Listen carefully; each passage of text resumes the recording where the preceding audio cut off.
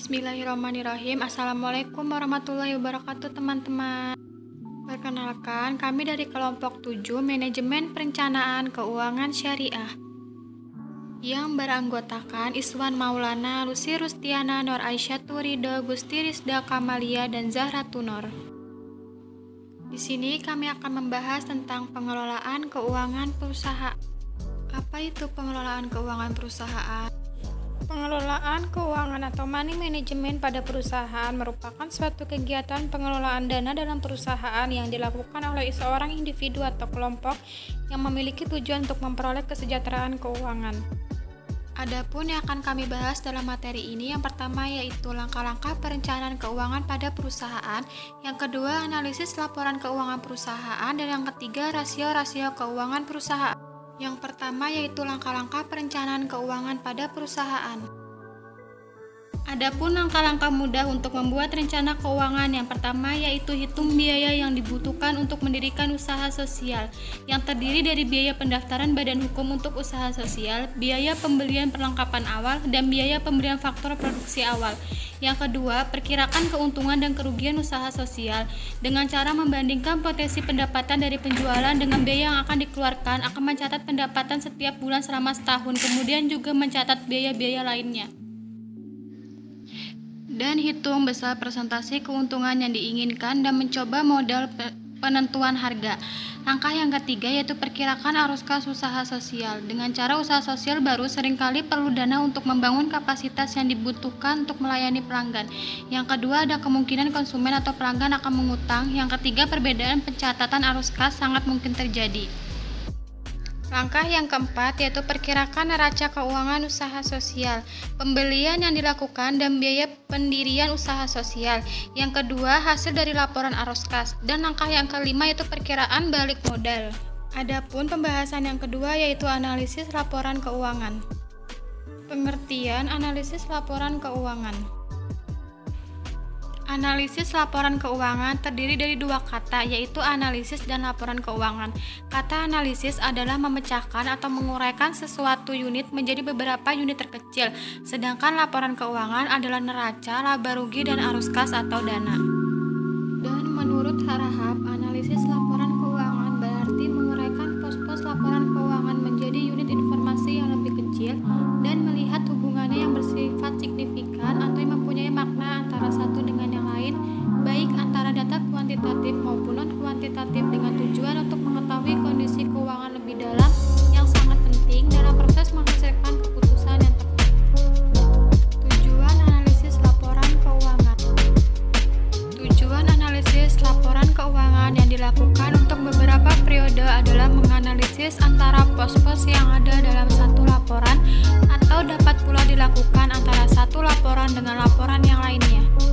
Kemudian, tujuan dan manfaat analisis laporan keuangan adalah 1. Mengetahui posisi keuangan perusahaan dalam satu periode tertentu. Yang kedua, mengetahui kelemahan-kelemahan apa saja yang menjadi kekurangan perusahaan. Yang ketiga, mengetahui kekuatan-kekuatan yang dimiliki oleh sebuah perusahaan. Yang keempat, untuk mengetahui langkah-langkah perbaikan apa saja yang perlu dilakukan ke depan yang berkaitan dengan posisi keuangan perusahaan saat ini. Yang kelima, melakukan penilaian kinerja manajemen ke depan, apakah perlu penyegaran atau tidak karena sudah dianggap berhasil atau gagal. Yang keenam, sebagai pembanding dengan perusahaan sejenis tentang hasil yang mereka capai. Sedangkan dari sudut lain, tujuan analisis laporan keuangan menurut Bernstein dalam Harahap 2015 halaman 197 adalah screening, forecasting, diagnosis, dan evaluation. Adapun prosedur analisis keuangan, yang pertama mengumpulkan data keuangan dan data pendukung yang diperlukan selengkap mungkin, baik untuk satu periode maupun beberapa periode. Yang kedua, melakukan pengukuran atau perhitungan dengan rumus-rumus tertentu sesuai dengan standar yang biasa digunakan secara cermat dan teliti, sehingga hasil yang diperoleh benar-benar tepat. Yang ketiga, melakukan perhitungan dengan memasukkan angka-angka yang ada dalam laporan keuangan secara cermat.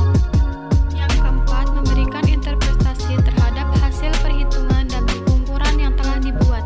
Yang kelima, membuat laporan tentang posisi keuangan perusahaan.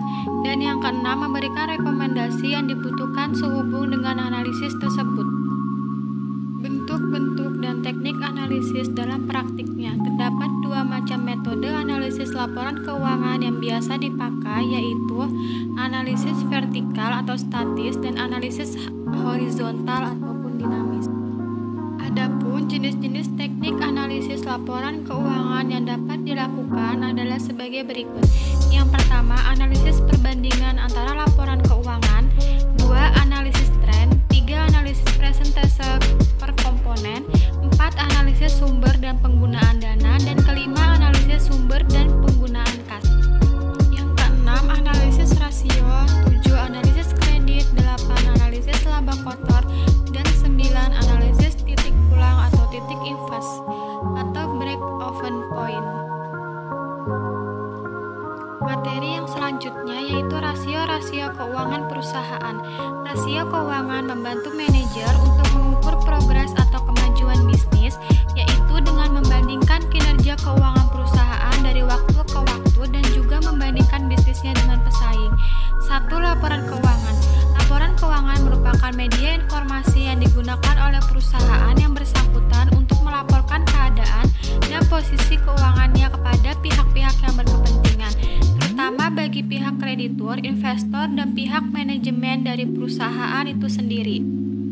Yang kedua yaitu teknik perbandingan.